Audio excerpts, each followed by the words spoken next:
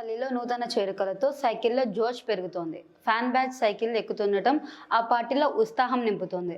BTech నాయకత్వంలో తన Singareddy Munireddy మంత్రాంగంతో cycle సవారీ చేస్తున్న మునిరెడ్డి గారు మన అతిథి. నమస్తే సార్. సార్, పులివెందుల నియోజకవర్గం వేంపల్లి మండలంలో ఫ్యాన్ పార్టీ నుంచి సైకిల్ పార్టీలోకి చేరికలు కొనసాగుతున్నాయి. కారణం ఏమంటారు? ముందుగా నమస్కారం. పులివెందుల నియోజకవర్గంలోనే ఫ్యాన్ పార్టీ నుంచి సైకిల్ పార్టీలకి వలసలు భారీగా వస్తున్నాయి. కారణం ఏమంటే, గతంలో ఉన్న తెలుగుదేశం పార్టీకి సంబంధించిన పులివెందుల నాయకత్వం తిన్నామా పడుకున్నామా తెల్లారిందా అనే పరిస్థితిలో ఉన్నారు. కానీ ఇప్పటి నాయకత్వం, ఇప్పటి ఇన్ఛార్జి బీటెక్ రవి గారి ఆధ్వర్యంలో పులివెందుల్లో తెలుగుదేశం పార్టీ ఒక రేసు గుర్రంలా పరిగెత్తాంది. ఎందుకంటే ఆయన ఎల్లవెల్లలా ప్రతి ఒక్కరికి అందుబాటులో ఉన్నాడు. ఏ కష్టం వచ్చినా కార్యకర్తకు నేనుండా మీకు అండగా అని ఒక ధైర్యం భరోసా కల్పిస్తున్నాడు. కాబట్టి నియోజకవర్గంలోనే అంటే అందులో వేంపల్లిలో కొంచెం ఎక్కువగా పార్టీలకు చేరికలు ఉన్నాయి. ఎందుకంటే మా లోకల్ నాయకత్వము అలాగే బీటెక్ రవి గారి అండా దండా భరోసా ఈ కారణంగా వేంపల్లిలో ఇంకా భారీగా చేరికలు ఉన్నాయి. ఇంకా జరగబోయే కాలంలో కూడా చేరికలు ఉన్నాయి. మీరేమో చేరికల గురించి చెప్తున్నారు, కానీ అమ్మగారిపల్లెలో మీ పార్టీ చేరికలపై నిరసనలు వెలువెత్తుతున్నాయి కదా, దానిపై మీరేమంటారు? ఇది మంచి క్వశ్చన్ వేసినారు. ఎందుకంటే నిన్నటి రోజునే మేము బీటెక్ రవి గారి ఆధ్వర్యంలో ఆ ఊరికి సంబంధించిన అడ్వకేట్ వెన్నపూస ఈశ్వరెడ్డి గారి ఆధ్వర్యంలో 8 కుటుంబాలు పార్టీలకు చేరే పరిస్థితి ఉంది, మీరు రాండి తప్పకుండా అని వాళ్ళు ఆహ్వానం మేరకు మేము ఆ ఊరికి పోవాల్సి వచ్చింది. బీటెక్ రవి గారి ఆధ్వర్యంలో ఆ ఊరు అమ్మగారిపల్లి అనేది టోటల్ ఓట్లు 220 ఓట్లు, ఆడ ఉండే కుటుంబాలు 60. మాకు గతంలో 40 ఓట్లు వచ్చినాయి ఆడ. అంటే అది కూడా బీటెక్ రవి గారి ఆధ్వర్యంలో. గతంలో అయితే ఆడ ఏజెంట్ కూడా దొరికేవాళ్ళు కాదు అప్పుడు పరిస్థితుల్లో. ఎందుకంటే ఆ ఊరంతా ఐకమత్యం, అందరూ బాగుంటారు, అన్నదమ్ముల్లాగా ఉంటారు.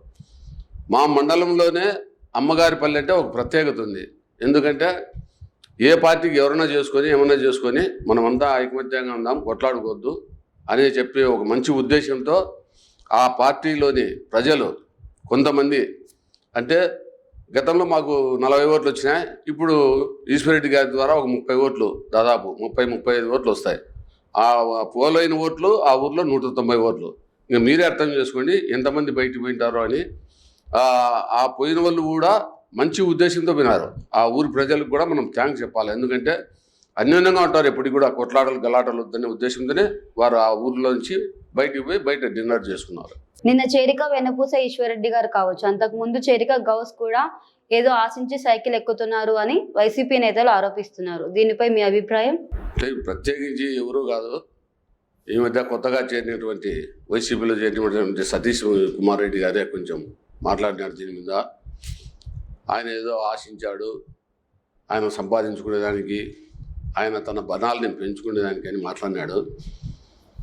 వీరంతా కూడా చంద్రబాబు గారి చేస్తున్నటువంటి పథకాలు, మంచి పథకాల గురించి, ఈ రాష్ట్ర ప్రభుత్వంలో రాష్ట్రానికి వస్తున్నటువంటి ఎక్కడెక్కడి నుంచో వచ్చేటి పెద్ద పెద్ద కంపెనీలు వస్తూ పెట్టుబడులు పెట్టు రాష్ట్రాన్ని డెవలప్ చేస్తున్నటువంటి పరిస్థితులను చూసి లోకల్లో ఈశ్వరెడ్డి గారు అయితేనేమి, అలాగే ఈ గౌస్ గారు అయితేనేమి, అంతకుముందు చేరిన సంటన్న రాజా వాళ్ళు అయితేనేమి ఏంది అడగలేదు మమ్మల్ని.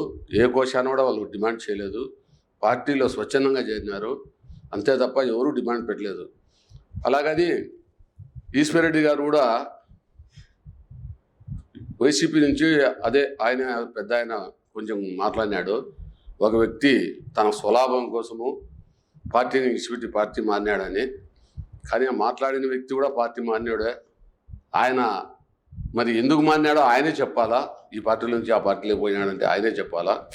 అలా అని ఈశ్వరెడ్డి గారు వైఎస్ రాజశేఖర రెడ్డి కుటుంబానికి 40 ఏళ్ళ నుంచి రాజకీయం చేసినాడు.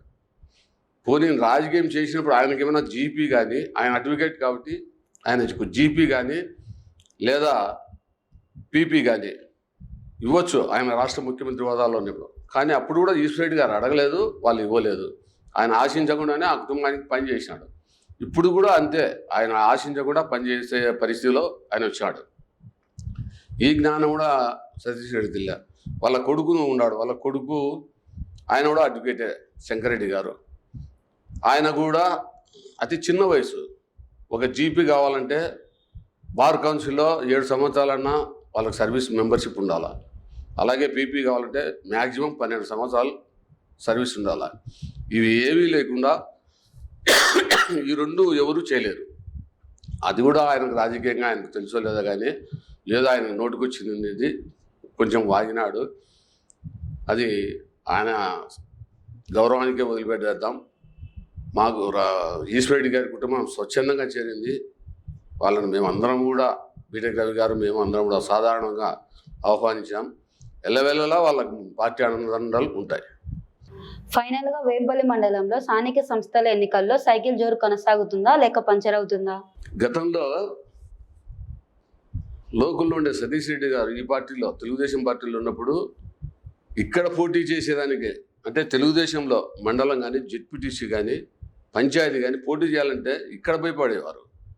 ఇప్పుడు ఆయన పార్టీ మారిన తర్వాత తెలుగుదేశం పార్టీలో వార్డు మెంబర్ మాకు కావాలా, సర్పంచ్ మాకు కావాలా, అలాగే ఎంపీటీసీ మాకు కావాలా, ఎంపీపీ కావాలని అందరూ ఈరోజు ఎక్కువ మంది మా కార్యకర్తలంతా కోరుతా ఉన్నారు. అంటే దీనికి అర్థం అప్పుడే తెలుస్తుంది ప్రజల్లో కూడా ఎంత విశ్వాసం ఉంది మన మీద, మనము నామినేషన్ వేసానికి గెలవడమే అని. కాబట్టి మా సైకిల్కు అడ్డు లేదు, అదుపు లేదు. వేంపల్లి మండలంలో మేము ఖచ్చితంగా అన్ని లోకల్ బాడీ ఎలక్షన్లు కూడా గెలిచి మేము రాష్ట్ర ముఖ్యమంత్రి వర్యులకు అలాగే నారా లోకేష్ గారికి మా బీటెక్ రవి గారి తరఫున మేము అన్నీ వాళ్ళకు గిఫ్ట్గా ఇస్తామని చెప్పి కూడా తెలుపుకుంటున్నాం. Thank you sir. Thank you. ఇది వేంపల్లి మండల తెలుగుదేశం పార్టీ కన్వీనర్ సింగారెడ్డి మునిరెడ్డి ముఖాముఖి కార్యక్రమం. చూస్తూనే ఉండండి కేటీవీ.